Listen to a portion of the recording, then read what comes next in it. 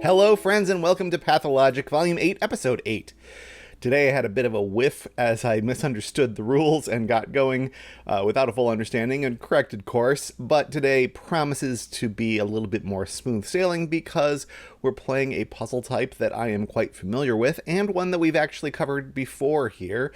It is a Gokigen Naname, or Slant, and we will give you a reminder of how it works if you are a bit rusty on it or if it's new to you as we take a look at the rules.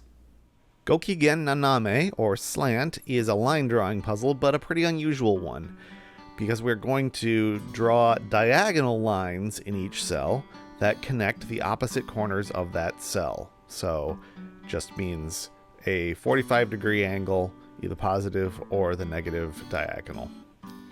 Diagonal lines cannot form closed loops within the puzzle, so we can't ever have a diamond shape or some larger shape that eventually connects to itself.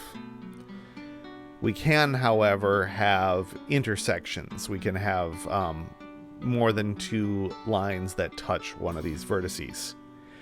Numbered clues indicate the number of lines that touch that circle. So you can see in the answer, this 2 here has 2 of the lines intersecting with it.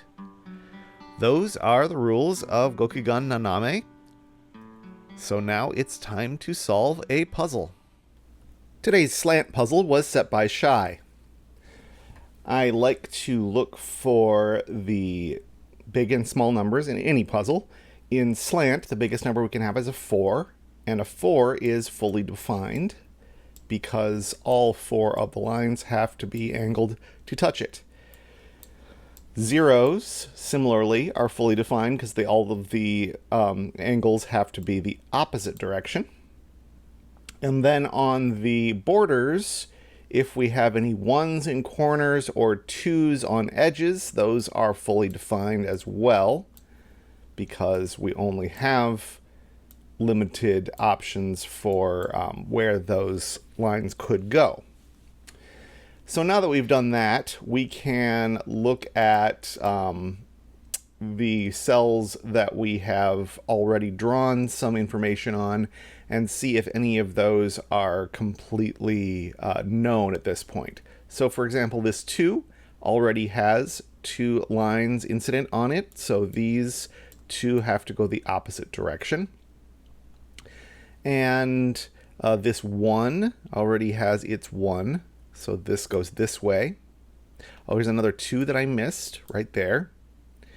And we can also be on the lookout for any situations where we would get a loop if we finished something off. So if we were to draw this line here, we would have an illegal loop right there. So this goes the opposite direction, and the 3 is completed this direction. Now we can't close the loop here, nor here. We have to avoid those boxes. We've got a larger box that we can't have happen there, so this will go this direction. And this 3 clue, we know this box does not have a line that's incident on it, and so all 3 of the others must. So we can draw those in. We can't close this box off, so this has got to go this direction.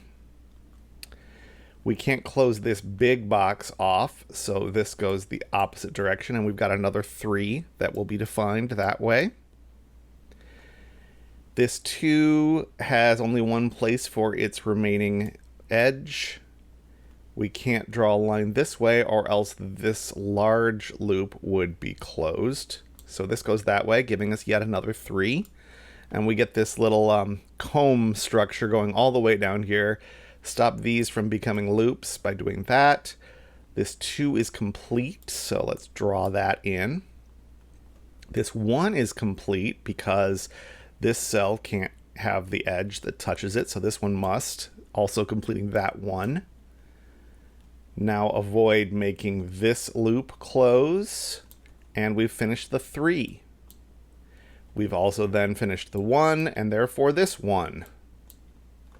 We don't want this little loop to close, so this goes this way, and that tells us how this 3 is situated. We don't want this loop closed. We don't want this loop closed. That defines this 3. Don't close this little loop. Don't close this larger square. So this goes this direction. That tells us how this 3 works. It tells us how this 1 works, which is big. And this 2 is also complete. Now these 1s are going to be done because of this cell. So because this can't have an edge touching the 1, this must. And therefore this one has to go that direction. This one is done, so that gets a slant that way. This 3 clue is done for the same reason as the others. It can't go this way, so it's got to go all 3 of the other directions. The 2 must go upwards because neither of the downs are allowed. And I think it's just a matter of some more loop closures that we have to avoid. We've got a little one here, got to avoid. A little one here that must be avoided. That finishes this 2 clue.